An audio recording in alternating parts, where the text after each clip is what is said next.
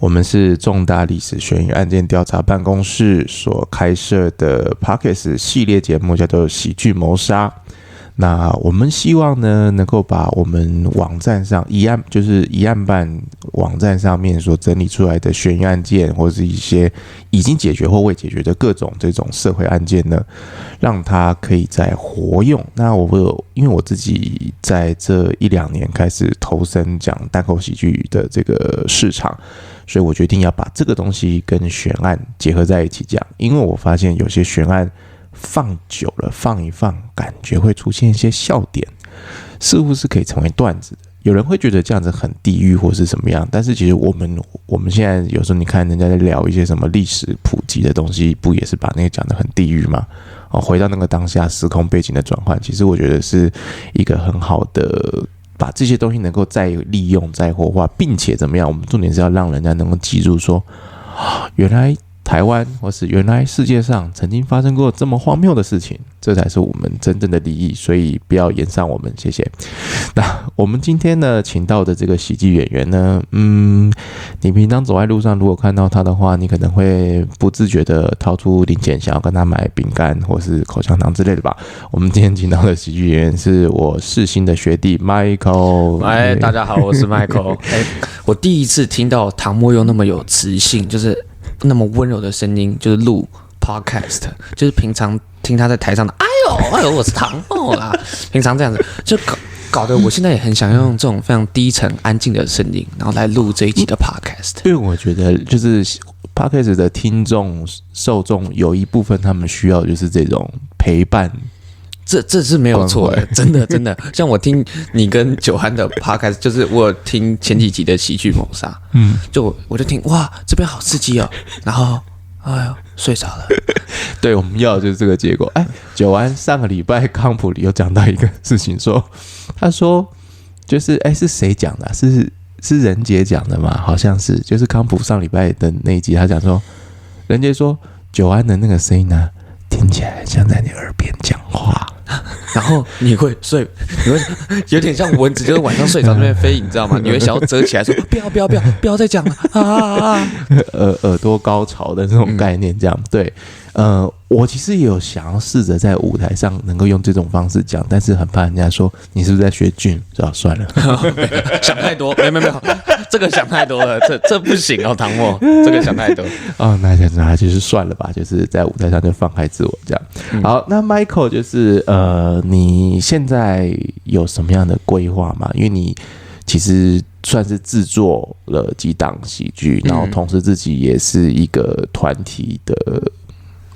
其实我就算单口喜剧演员啦。我觉得现在要来算的话，就是平常会跟大家说我是脱口秀演员，那也有制作了几档的喜剧节目，卖得好吗？其实都还不错就是卖的票都有70%以上。对，除了最近疫情确实蛮烂的啦。但前几档我自己觉得成绩都还算不错，在卡米蒂的那种很小的规格啦，差不多60-70几个人完售这样子。希望你有一天可以跻身卖票第2的宝座。希望啦，希望。首先我要先会骂干你娘，对不对？莫名其妙在争第2，不知道为什么，不知道大家整天来你告我告谁的，不知道在干嘛。酷。好，那制作节目跟自己讲，你觉得心路历程有什么样的不一样？你看才出道几年就要来聊心路历程了。其实还好，我差不多就4年嘛，差不多就只是你的2倍，好不好？也还好。可是我自己觉得，我主要会制作的原因，其实是因为我想要有演出机会，然后没有机会啊，谁会找我这个小屁孩？那我就想说，那我来制作好了。那你可能这时候又会想说，那谁会想要找我这个小屁孩制作的节目，然后来参与？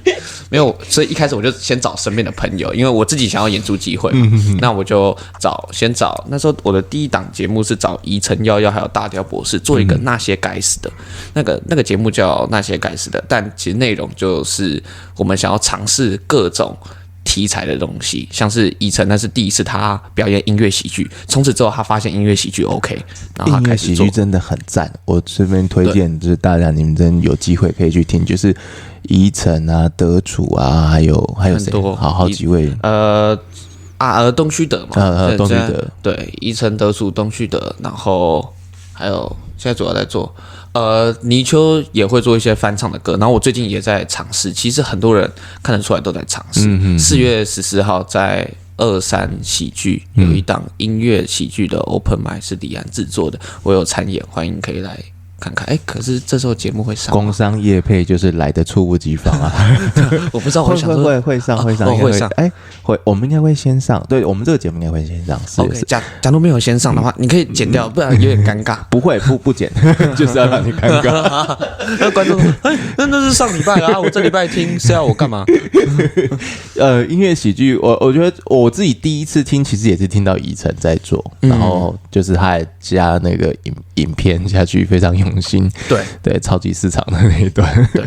然后反正我就从此之后就发现，我有什么构想，那其实我可以直接来做制作，因为我算是一个有很多就是千奇百怪构想的人，像是之后的不红火烤是跟大雕博士还有6块钱想着要一起做，原因是因为萨泰尔他们都有办就是火烤的那种节目，他都永远不会邀我们这种不红的喜剧演员，但我们不红的喜剧演员也应该要有可以火烤的权利，所以我就办了一个不红火烤。对，就是大家要记住一件事情，就是我们圈子已经很小了哦，就是不要再内斗了。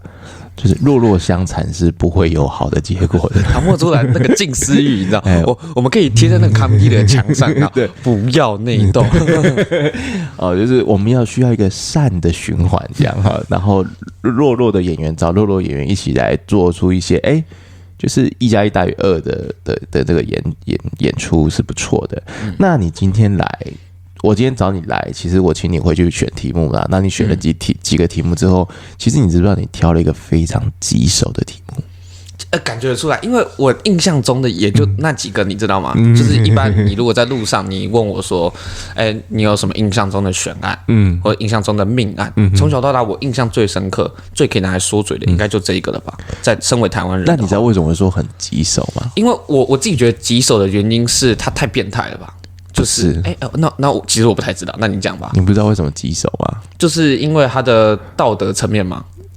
就是对，一来是道德层面的，二来就是因为当事人的家属是公众人物，所以一个不小心，然后他也存在，对，他还存在一个不小心，就我们在处理悬疑案件的时候，包括疑案办也是一样，如果我们在写的是他还存在，但他不是公众人物，然后他的道德上面比较没有那么多必须要 judge 的之类的东西，我们会写的比较得心应手。可如果当对方是公众人物，或是他是公众的之后，我们会很希望能够得到他那边的一些声音，然后再来写或再来录。哇，那你有得到家属的声音吗？家属来讯了吗？没有这个环节吗？我记得明明当初我说那我挑这个，然后他们就说好，那你开始写啊。没有这个环节吗？那我现在逃跑还来得及吗？所以家属没有，你没有跟家属联络过？你又没有叫我，你奇怪，你现在才挖这个坑。你们大学生做事情都不会 research 的吗？难怪你会被骂干你娘！我跟你讲，难怪会有人会骂干你娘，真的。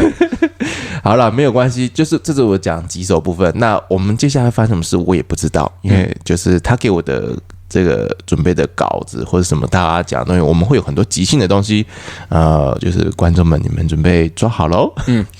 我想说的是，其实刚开始觉得棘手，其实我也觉得蛮棘手，因为我觉得棘手原因其实就是变态，就是你没有办法想象为什么这个命案里面的人物会做出那么破坏一般道德价值观的事情。但我觉得我的角度，今天想要来跟大家分享这个命案的角度，是因为今天事情它已经发生了。那我觉得我不会去多做说谁才是对的，谁为什么要做出这样的行为。我很想要切入的角度是，为什么他到底会做出这样的事情，然后加以开玩笑。可是我觉得，当然，任何一件命案发生，还是要给就是家属一定的尊重，毕竟没有人想要发生这样子的事情。我们这一集用了一个很特殊的手法，不知道听众有没有发现，就是我们聊了将近10分钟，还没有告诉我们要，你们还不知道我们要聊的是什么吧？你们猜公众人物命案是什么呢？不告诉你。好了，我们就来请 Michael， 就是帮我们从头开始说，你要今天要聊的部分是。因为我是2000年后出生的，可恶我今年21岁。你如果要我挑最有印象的命案的话，我会选择的是1997年发生的白小燕命案。你还是没出生，对，因为你可能会想，对啊，我还是没出生，有印象个屁。对啊，但我要澄清一下，因为从小到大就是会打开半夜的电视，就有那种什么台湾起诉11、12点给那种大人看的各种命案。蓬莱仙山。其实这已经，这我就没有记得。我最记得的，那讲鬼故事那是司马中原。可是如果要讲那种台湾各种就是命案、悬案什么，应该就是什么台湾演义或者是台湾启示录。我觉得，我对我这个世代来说我比较有印象。台湾演义是民视的那个吗？好像是。对，就是会讲各种台湾历史的故事，还有历史上面发生的一些。所以你没有看圣竹卢他的那个？那个好像是我姐，就是要再上一个时代的，好像是。好残忍哦。对，所以你知道圣竹卢吧？我知道。那你知道究竟这场比赛，对，因为他之后还有很多就是艺人会找他来 feat 搞笑一下，还有热度，所以你还知道。还好。所以我因为那时候看到台湾起诉，就10几年来都在播这个命案，我就想说，没有其他更精彩的了吗？所以导致我对这个其实有，导致我对这个命案就是印象很深刻。所以你今天叫我挑，我就第一个我就选这个来。但我实际看它的就是发生的过程，会发现真的蛮棘手的，因为太变态了，就是变态到就是这个电视台会想要 reverse 10几年，就觉得说，其他没有比它更变态的东西。而且你会发现这些电视台好像都没有经过家属同意，不知道他会访问一堆家属以外的人，然后以外的人就说，他那个时候就是做出这样的事情，我怀疑他就是这样啦，也不知道他们在干嘛。对，然后明明那些感觉那些记者电视台都有那个就是白冰冰的电话，但是就是不联络他，我也不懂为什么这样。对，知道啊，就是因为你一定知道会被拒绝吧，至少知道打过去一定会被挂。你好，我今天是要来聊然后。所以你那时候看到的时候，你先想到的是变态，或者是恐怖，或者是什么之类的。但是除了这个之外，其实我当下最纳闷的事情是，因为你一查这个案件，一般我们现在对案件的想象是，发生完，好，警方巡线72小时之内，锁定案件目标，然后逮到人。但这个事件发生之后，拖了半年以上，然后警察都还没有找到人，我就觉得，原来就是台湾那个时候的治安是跟现在是差那么多的吗？这是我第一点好奇的，因为我想说，我一般打电动玩《侠盗猎车手》，因为我不得不说，里面的歹徒比《侠盗猎车手》还夸张哦。对，我《侠盗猎车手》顶多什么抢个车、开枪杀个人，我就觉得不错。哇，他还可以就是各种就是截肢截来截去，然后遇到人就强抱来抱去的。对，我觉得在玩《侠盗猎车手》的时候，就是没有截肢的这个选项，没有肢解人的这个选项，我觉得不是很科学。不是，我觉得如果今天真的有截肢的话，那真的是有点难想象，你知道吗？不是应该要有吗？好，是应该有。对啊，可能有人模组可能会去做吧。可是我当下想到的事情是，因为我玩《侠盗猎车手》，我今天杀个人。就5颗星嘛，然后警察就来抓我了嘛。我10分钟我就被抓到了，那为什么？你也太弱了吧？好，原来是我太弱吗？对啊，是我太弱，好不好意思，所以我天生没有当就是罪犯的命。但外面竟然有人可以连续逃亡，逃了6、7个月，而且他不是不做事情，他也是一直在犯案，一直在犯案。那为什么都抓不到他？这是我最好奇的。不就是警察在干什么吃的吗？对，就是他比。我不知道我现在可不可以开这个玩笑，但我觉得很想要讲是说，那警察是不是比电脑里面的 NPC 还废啊？台湾的那个时候的警察在干嘛？我就是没有办法想象。然后我跟你讲，就是像我们疑案班跟其他公司或是影视公司，有时候在聊一些东西的时候，比如说最近公视台语台就是礼拜6的时候会播一个那个。金钟影帝薛仕凌他主演的一部电影叫《枪声》，然后他就是拍警察的故事，然后他就是跟警察用枪这件事情，就用枪时机的这件事情，跟用枪所带来的后果这件事情的一个探讨。那因为公视台语台，所以都是台语这样，但是我觉得看起来还蛮顺的，就是整个那个。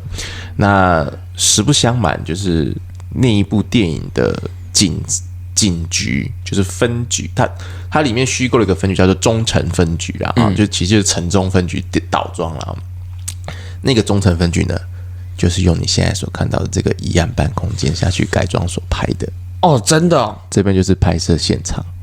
哦，他们来这里拍，对，剧组来这里拍，他把这边改装成警局的风格，包括外面里里外外所有的空间。哦，那你这个又是业配了吗？突然插进，对，突然就大家有空的话，可以来这个疑案办公室，可以来疑案办看看。然后礼拜六晚上的时候10点也可以看一下公司的枪声。我不知道为什么会突然，我以为你本来要讲，突然讲很严肃，就是其实当下买小命啊，没有，你只招业配而已。是的，这边我要帮观众吐槽一下，这集的业配就这样猝不及防的。当然，其实啦，也是稍微要聊一个东西，就是为什么会借到我们这个空间？就是因为当你跟警方或者甚至是军方说我要拍一部片，这部片会探讨到警察怎么比侠盗猎车的 NPC 还要废的时候，他们就不借。这当然了嘛，因为我觉得今天你如果要借或者是要拍摄跟别人有关的东西，我觉得还是要讲一下好话，我觉得就是要尊重。可是你知道日本是随随便便，还有韩国都是随随便便都可以借。真的吗？对。我想要听一点 details， 你怎么知道这些东西？譬如说韩国他们在2000年前后，就有政府就是他们总统注意到说文化实力这件事情比我去军备或是什么 IT 产业可能更有那个，所以我们现在的韩流其实是政治政策，他们韩国的政治政策完全是我知道，所以国家的主导就是说你所有的东西通通都要支援影视剧、娱乐、音乐产业，那军方不可能说不，所以你看《与神同行》的第2集，它不是就有拍到在军方，所以《与神同行》还有那个北韩跟南韩，对那个什么空什么跨什么跳伞的那个空降，对，那我忘记名字，空降的爱，好像是，对，所以这些东西都是军方不管有没有讲到军方的坏话或好话，但是需要这个场景，需要这个东西，要真实化，要真实的拍出韩国军警都什么的，或日本常常拍那个警察的他那个警视厅都是借真的，就是小厅啊小的空间，他都是借真的这个空间下去拍啊。那他拍到日本警察怎么那么腐败，长官怎么那个，然后下面的那个警员怎么的，其实都是他们照样就是借那边拍。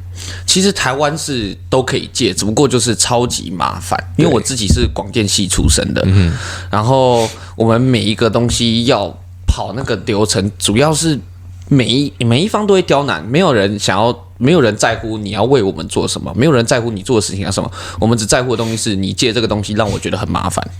我觉得大概就是这样，所以我觉得如果大家希望可以支持一下台湾的影视圈的话，可以多给予身边的那个有在从事的朋友包容一些支持，这样子。让我们给影视圈娱乐的工作者一个掌声。你下这个廉价的音效，我会先吓到你知道吗？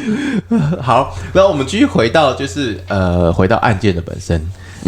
你看到他这个状况，在你等于是国小吗？还是对我国小看到，那你不会觉得这个社会怎么那么乱？其实我国小的第一印象是那个时候在跑步的时候，然后我就有看到一则新闻，这样写，然后我就是小男生很喜欢乱讲话，所以就会跟旁边的男同学、女同学说：“跟你们讲哦，就是有一个人他要陈进兴，他会乱把别的就是小女孩的，就是身体就是切成好几块，然后事后他就反悔，所以他就想要诚心道歉，他就把他的器官就是捐给别人，然后家属就说陈进兴的狼心狗肺我才不要，然后别的小朋友听完我这样讲，他们每个目瞪口呆，不知道我在讲啥，就是吓到，每个人的表情是这样。你小时候就很哈扣，没有，因为小时候看到这个新闻觉得有点酷，你知道吗？就是关于各种器官，然后肢解来，然后捐来捐去的，就当下就会觉得这个社会并不是我所想象的米奇妙妙屋跟他一起去钓鱼的那种概念，就觉得这个社会是有很多对我来说这还真实，对我来说对，好，很好，很及早发现这个现实社会的残酷，那小孩子就会长得比较成熟一点。那你一路这样看下来之后，这整个案件你你后来是有再去更，就是因为我们知道电视在播或者什么，它当然可能没有办法很深度的那个，所以你自己也有在往下追吗？有，我自己有大概理清了这整个案件的案发过程，然后以及到底为什么会把这个案件拖那么久，以及搞得那么复杂。大概有做了一下研究。大概是什么状况？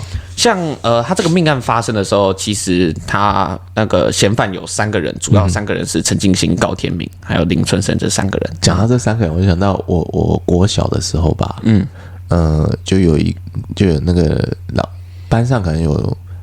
应该是男同学的暴力事件吧，就打闹闹，但是有点 over。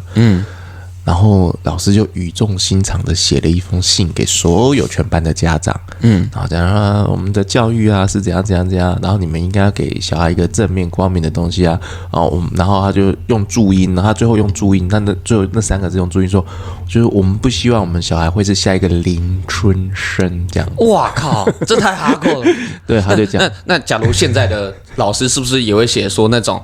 就是随便跟别的男生发生性关系的女生，那我们是又会写说不希望小孩变成下一个波多野结衣，然后全部男生都说不要，老师，我希望，或者是说你们再这样子乱讲话、乱开玩笑，然后写信说我们不希望我们小孩是下一个曾伯恩，然后我不懂，然后全部男生跟女生说我希望可以成为曾伯恩，他可以开特斯拉。对啊，就是那个时候他们这3个人的名字是这样子在教育界被使用。原来是这样子那真的蛮恐怖的。对，他那个时候就把目标锁定就是当时蛮有钱的艺人白冰冰嘛，但其实现在很多年轻人都不认识白冰冰了，会吗？就是对他的印象就停留在只有今天限定冰冰姐泡汤，真的，现在年轻人对他的印象就只有这样。可是不知道，我觉得他以前算不算就是林志玲等级啊？我不知道，我没有活在以前那个时代。他以前的状态是，他以前的状态是就是工地秀，你知道有一种东西叫工地秀吗？其实我不知道，我很想要了解工地秀。其实我们如果要写一部台湾喜剧史，基本上工地秀是可以有一个章节在谈这件事情。工地秀扣掉请的刘德华、周润发、成龙这种就是中港的影视巨星之外，他们的酬劳都是在100万，当时的100万台币以上。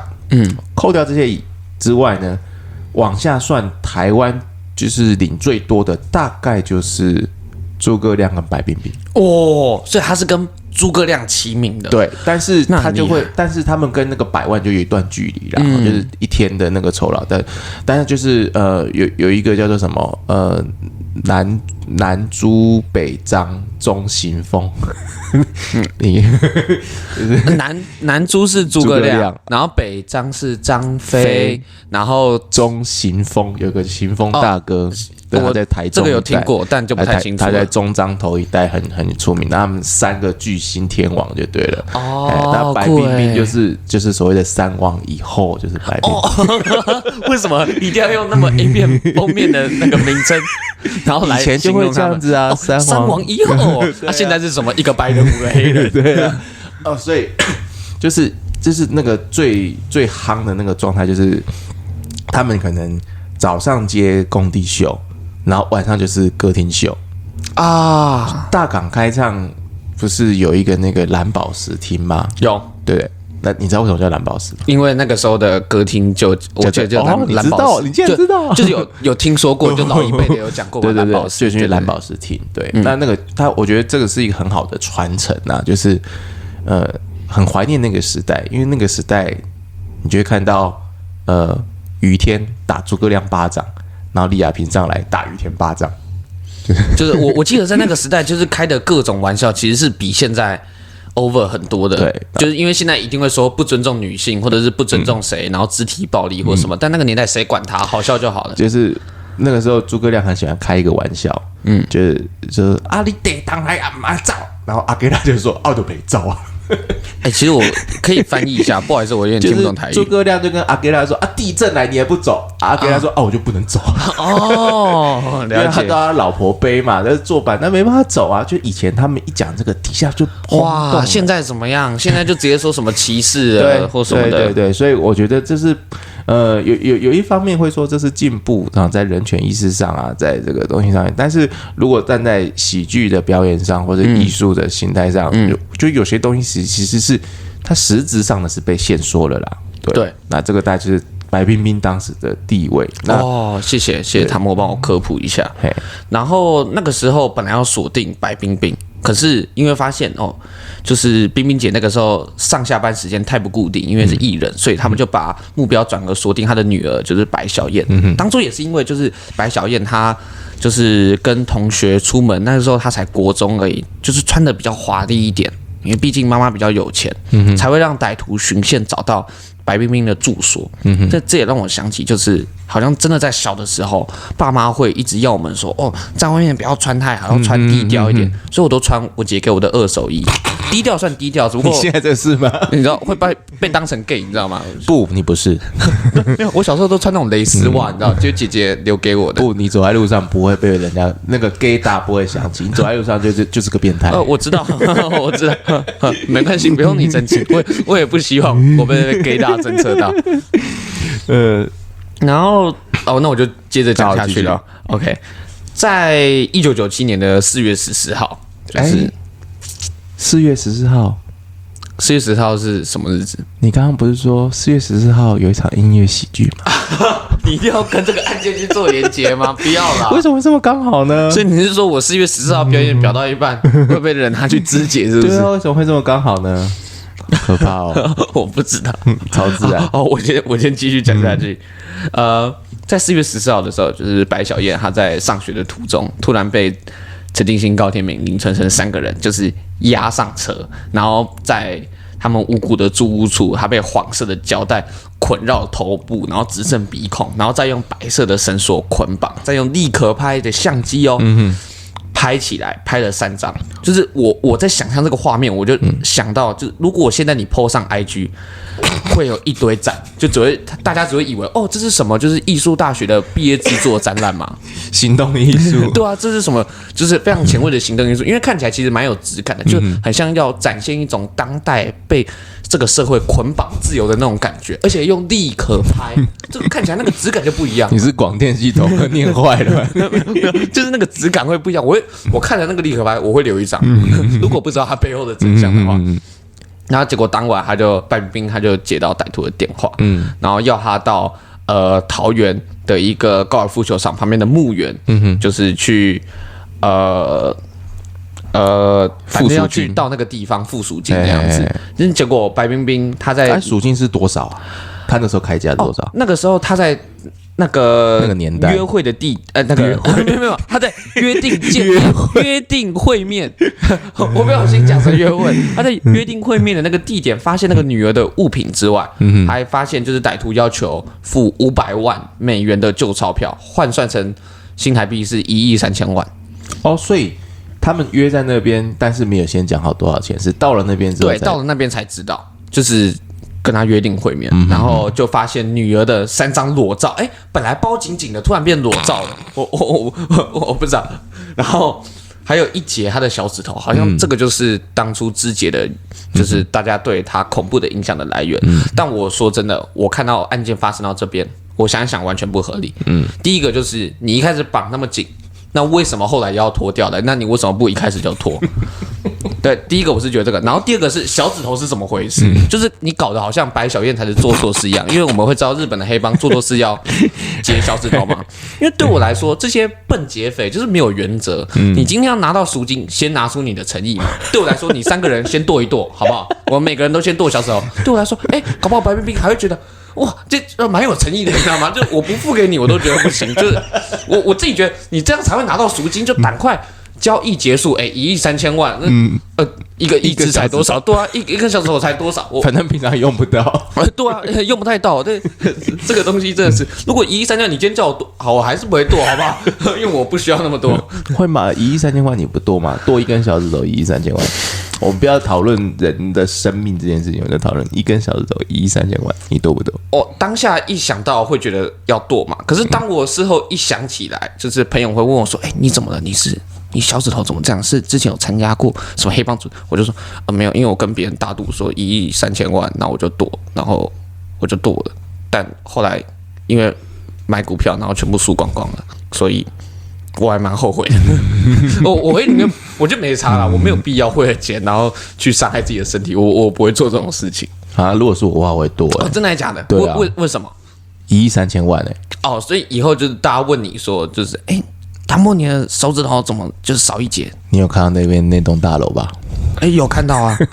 就是他盖的这个小指头原来是这样子，原来是这样子。对啊，为什么不？那好像还蛮嚣张的，对啊，那我觉得还蛮屌的，是还不错如果只是这样，那我觉得这个就是合理，我给过，就是歹徒。但我们现在不是就是要你们去当绑匪，但是就是绑匪如果能够拿出一定的诚意的话，然后老老实实的把这个交易走完。对啊。其实今天这件事情就，因为当下说要交易的，我觉得也是歹徒嘛，因为你今天就绑了人了，那我觉得你要好好，那对方为什么无缘无故就要付钱？我觉得你就展现出一点诚意，搞不好对方就感动说，没有绑匪会这样做，但你竟然做了剁手指，哎呀，感动，搞不好会感动他，我真不知道，搞不好是我自己在浮夸而已。那这个案子其实你知道这个案子，他第一次这个赎金的这个出来之后，其实中间有一点小插曲。我这边看到的小插曲是，他们一直要交易，对，可是交易的一直不成功。对，为什么会这样？因为我那时候就在看，为什么歹徒要一直换交易的地点，前后后换了7次，就是因为歹徒好几次约定这个时间会面，警察到了，发现歹徒又没有来放鸽子，就是你会搞得警察很像晕船的女生，就是硬是被女生放鸽子，放了7次，就是还不会放弃，就是绝对是真爱，我自己觉得。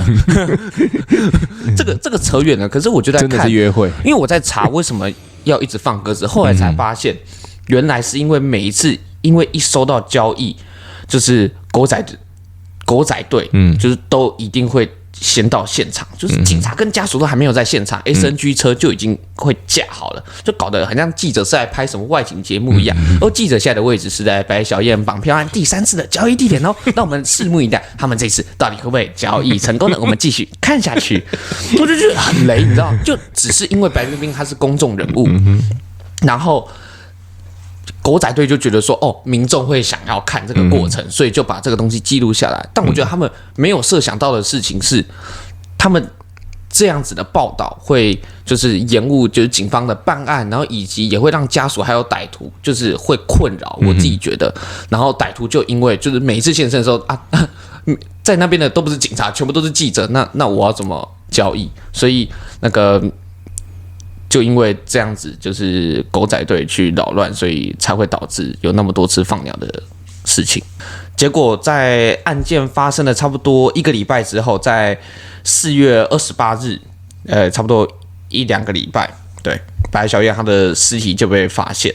那绑匪他在撕票之后，就把尸体弃尸在新北市的一个中港大排，体无完肤，然后3个人就开始逃亡。逃亡途中就是3个人还在途中，就是2个月之后绑架了台北县议员蔡明堂，得手500万。就是但那个议员他因为受恐吓，所以不敢报案，所以整件事情是在陈进兴落网之后才曝光。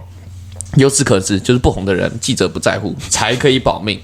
对，这个东西其实在当下也没有人知道，就是这件事情。然后，他们逃亡的时候，好像是不是陈进兴的太太好像有负责对，有负责协助陈进兴，对，他的太太。然后当下就是整个社会的舆论就在批判他，就是为什么要包庇，然后或什么。但我觉得，如果今天你的太太，其实我觉得站在当事人蛮难受的，因为你会觉得。一方面是自己很信任、很爱的人嘛，那一方面，但他又是十恶不赦的罪犯，可是他是爱你的，那到底该怎么办？所以我觉得这个就是道德观层面，每个人要自己去衡量啦。我觉得这每个人都说不准所以我常常在我的课堂上跟同学讲一个，就是跟一个道德难题，就是这个世界上呢，其实没有一个人会觉得自己是坏人。因为没有人想要当坏人。对，然后你看到的再坏再坏，十恶不是人，他都有可能是一个好爸爸、好丈夫。那在那个层面上，他就是好人了。对啊，我觉得，因为他对这个世界上的某一个人来说，他是一个很有爱的人。对，那我觉得那就是蛮棒的。真的是一个很难解的难题。那他们在逃亡的过程当中，是不是有发生过一些很激烈的？有啊，我那个时候就是在那个台湾启示录看到这一个，我本来吃饭吃到一半，然后我接着就把台湾启示录看完，就是因为他们发生街头枪战，小男生嘛，谁不喜欢街头枪战？对，那时候看到，哎，竟然可以成真哦，电影是真的哎，就是会觉得说比电影还真的原因是，那时候记者就在记录，就是发现林春生跟高天明那时候在台北市的武长街龙江路跟警方发生枪战，因为警方发现他们，然后一发现他们，林春生跟高天明就直接拿枪直接出来对干，然后造成警员1死1伤，然后林春生他就中弹身亡。就是这次的枪战是台湾电视台第一次现场直播枪战的画面。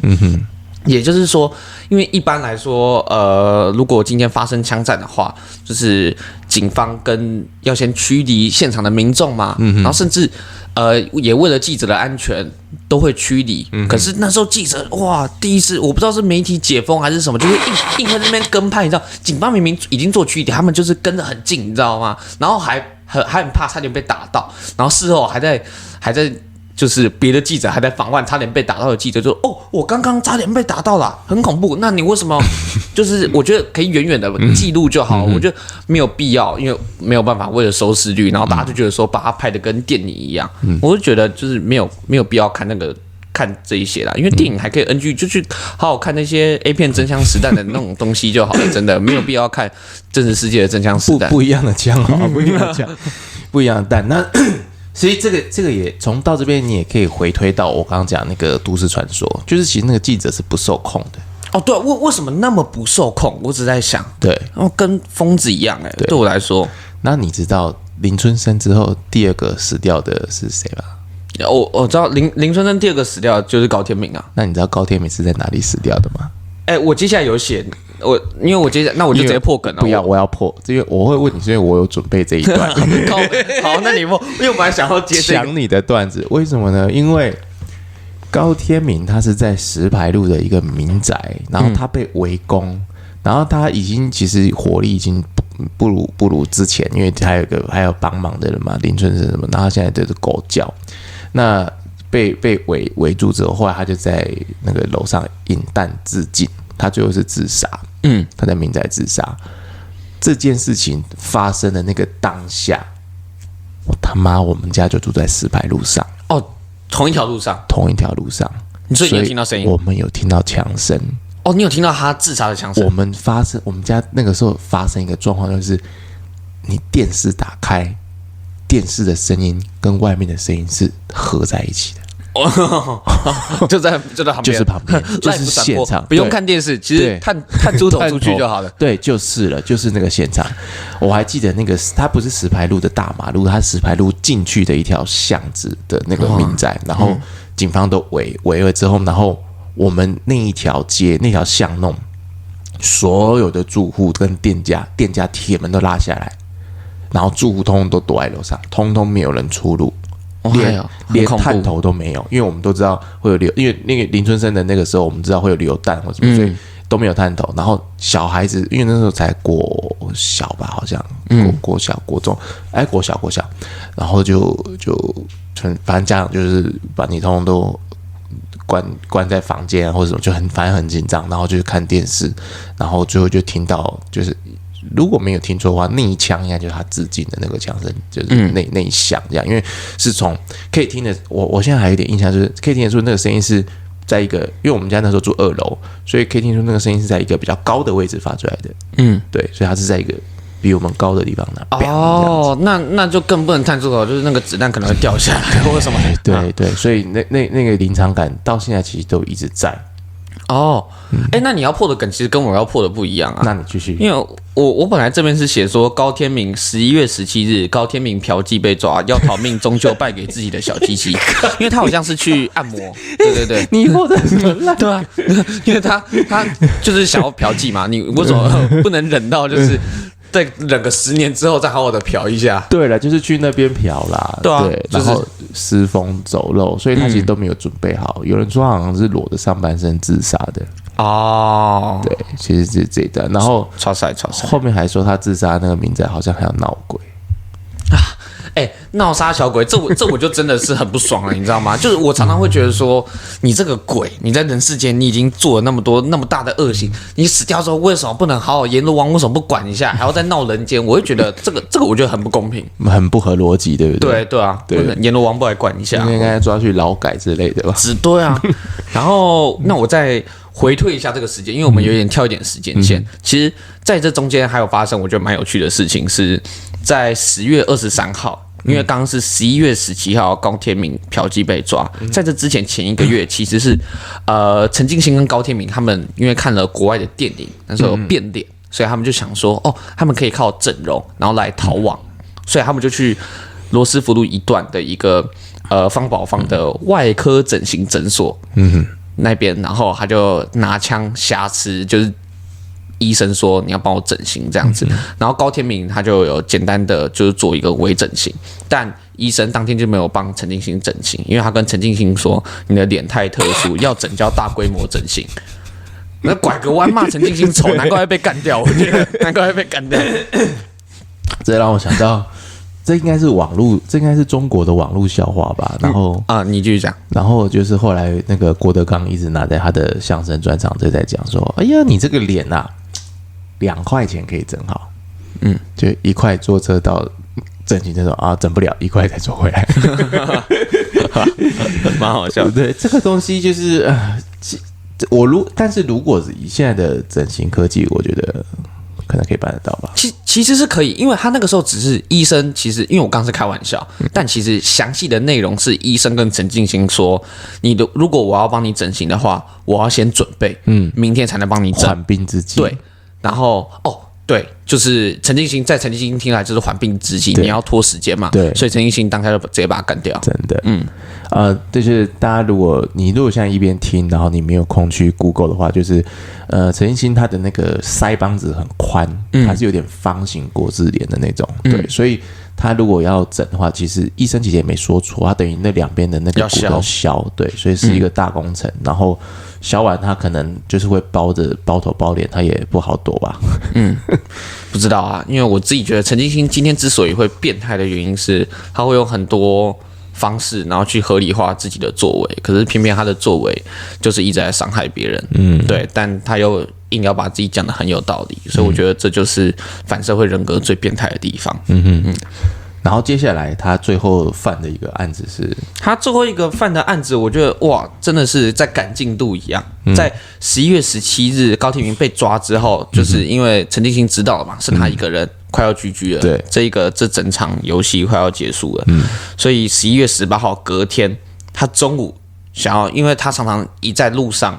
就是他这整个逃亡的过程，我们可以看从4月发生到11月，7个月，他其实强暴了10几个妇女，然后小至13岁，大至60岁，就这么管不住自己的鸡鸡。对，因为他在路上，反正他就是觉得说我想要打炮，我想要打炮，所以我就用强暴的方式。我想说，那你抢来的钱，你就好好去嫖妓，为什么又要去伤害别人呢？看到高天明嫖妓会被抓，看到嫖妓会被抓，嫖妓会被抓，强暴更会被抓，强暴更会被抓，所以我就觉得我当下有点太不懂的东西是，为什么他可以一路明明强暴这个东西是更容易会暴露自己的行动，因为你在把事情闹大，大家一定会报警，所以这我当下有点不懂为什么他这样子没有被抓。反正他一路为了要解决自己的性欲，他一路强暴，然后甚至就是18号，他中午想要强暴一对台北市里面有一对姐妹，然后未果，晚上呢他又直接潜入南非大使。我第一次看到有人犯案犯的那么勤，就真的是就是赶交作业一样。晚上他潜入就是要有 KPI， 对啊，他在赶什么业绩？他隔天嘛，你先好好睡觉，你都已经强暴未果了，休息一下嘛。未果就没有达到 KPI。对啊，你有没有？你先休息一下啊，我们隔天再。我又不懂，当天要赶反正他当天他就直接挟持南非的大使馆一家，就是而且他挟持进去之后，他就自己打电话给北投分局。他说自己遭到司法迫害，这边会想笑。所有人都说是司法迫害吧？破你邱毅也说他是司法迫害，阿炳也说司法迫害，还有那个每个人都司法迫害，还是他们都是跟陈进兴学的？可能对耶，始祖在这边司法迫害，我不懂为什么你都已经定罪，那硬要在外面喊司法迫害，那就法庭见嘛。对啊，我有点不懂。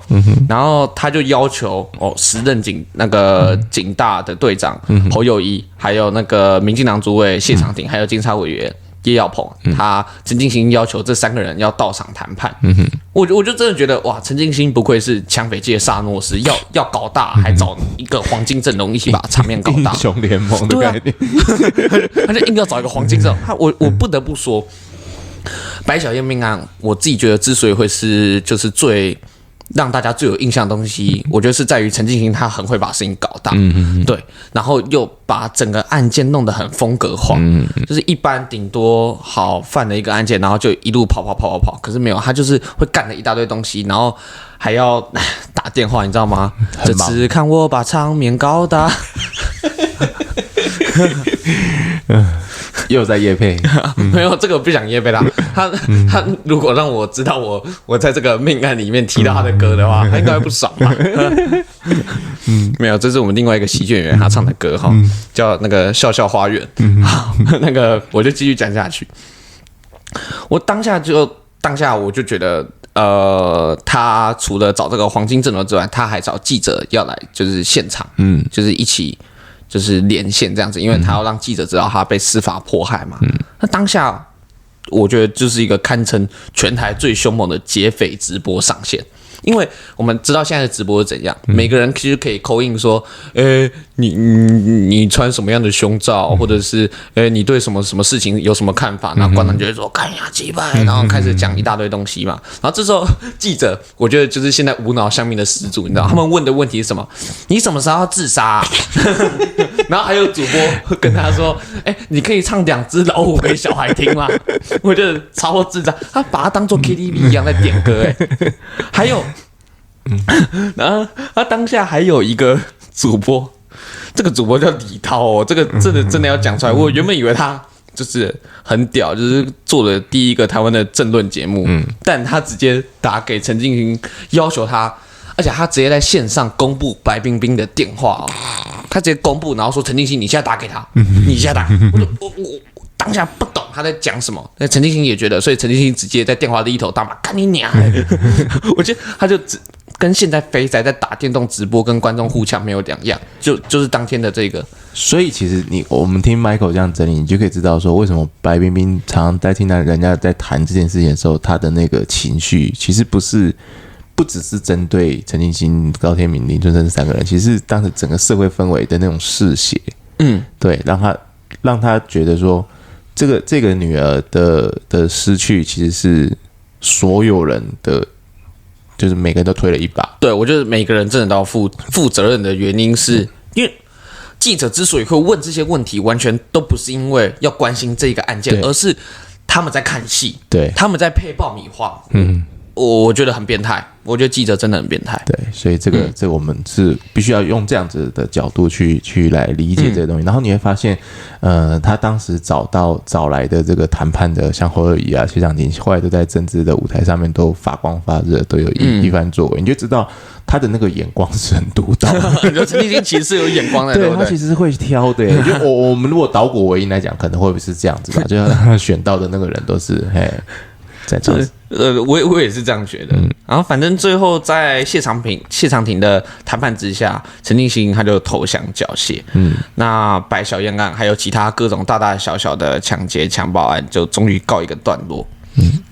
我觉得对我来说，还是跟刚刚唐默讲的一样，我觉得那时候的记者跟陈进兴还有高天明、林春生这3个人，我觉得都应该要下地狱。对我来说，我做了一个就是非常严肃的这个收尾，对我来说是这样。但你知道陈进兴在狱中他说什么吗？我知道他在狱中，他有写，还有出一本书，对，叫什么？因为本来这个书名太耸动了，我就是很秋啦。反正他一直以来都不觉得自己真的有错或什么的。然后那一本书叫什么《罪人的遗书》还是什么？但他实际又说了什么？你可以分享一下吗？他说他一定会上天堂。哦，对，因为他说他信的耶稣，他信的上帝嘛，然后说信的，然后好像又哪一审就是又判他，又对他不利，然后他就说上帝你骗我，好像这样讲。对，所以你说他会下地狱，但他相信他坚信他自己一定会上天堂。但我觉得这个可能就跟基督教的教义可能有一些关系，因为假如你今天真的是一个很虔诚的基督徒，然后你再犯下那么多的罪案的话，你还是可以上天堂。我记得如果没有错的话，所以我自己还是有点不懂啊。基督徒到底会烧你？对，我不知道，他还是可以上，因为他自己相信，他就可以上，因为他信上帝嘛。但我觉得最让人不齿的行径还是这样子的一个反社会人格，然后大家就一昧的就是说啊，叫他赶快死掉，赶快死掉。但我还是很想要研究究竟什么样的人，他到底为什么会犯下这样子的事情？然后我觉得就是预防还是胜于治疗的。对，其实要深入研究它。我有时候看一些很多悬案，包括陈进兴在内，其实我都觉得，还有郑捷也是，就已经本来要讲郑捷嘛，但是后来呢，但我觉得他们都太早被解决掉。真的因为一大堆人就说，那好，你看啊，Michael，你现在就是什么？你就是废死联盟的嘛？你现在在那边支持什么？为什么不叫他赶快去死一死？因为对我来说，一枪让他去死哪里痛啊？对啊，你今天一刀一刀用骗的吧，像沙威玛一样。这个有点变态，因为对我来说，今天把一个人关到死，那才叫生不如死。对啊，你让一个人寂寞到终老到死，我觉得那个过程是大家都有被关过吧？没有，我就疫情期间嘛，学校嘛，然后疫情期间3个月在家里，就知道那个世新要停课了，世新停课，但我们都是世新的嘛，对不对？但我没怎么去学校，所以我是没有差啦。对。但我自己是觉得，面对这种事情，真的不要那么早让他去死，让他至少先痛苦折磨一阵子，然后研究出到底为什么这个社会会养出这样子的变态。对我来说，这才是对往后的社会是有帮助的。对，然后因为死刑的执行跟就是死刑确定会执行的这件事情，如果一直摆在那边的话，我身为一个绑匪，我就会觉得我都已经绑人了，我是必死无疑。那我绑一个跟绑2个意思是一样的，我干一个跟干2个是一样，我杀一个跟杀100个都是一样。那我何不干票大的呢？我觉得陈进兴的心态某种程度上其实已经走到这个，真的是就是已经变态了。对，完全不会考虑。对，所以你看，我们虽然开头就是要讲一些地域梗，但其实我们是很有教育意义的一个节目。对，我还是小绕回我最后的结尾，因为我知道我也怕被骂，你知道，我最后结尾是我觉得大家都应该好谨言慎行，尊重身边的每个人，好不好？好，今天很谢谢请到 Michael 来跟我们聊他对这个在他出生前，其实有很多案子都在出生前。对，我不知道我出生后，就比较千禧年之后就比较和平了，是不是？对，所以一边有人说啊，台湾越来越乱，其实实际去看并不，好不好？以前的对我来说，对，以前玩比较大。好，我们是重大历史案件悬疑案件调查办公室，简称疑案办的这个喜剧谋杀的节目。那我们接下来呢，大概还会再有个2-3集，不一定吧。那总而言之，第1季大概就抓在15集左右之间。那中间可能会有一个休季，然后接下来就有第2季。第2季的时候呢，也是会以喜剧演员跟我一起讲这个悬案的方式来进行，但是可能会有一些升级，会有一些改版，这样，然后请大家拭目以待。那如果你有什么想听的悬案，然后能够被放一点。可能是段子，可能是笑点，也可能是像今天 Michael 一样有很多一点新的一个观点，2000年千禧世代的新观点。对，你都可以留言给我们的疑案班的粉专、谜团的粉专，或是谜团的这个会员系统，甚至在 Podcast 底下留言，我都会去来处理这个留言。好，今天很谢谢 Michael， 谢谢大家，谢谢汤姆，谢谢，拜拜，谢谢，拜拜。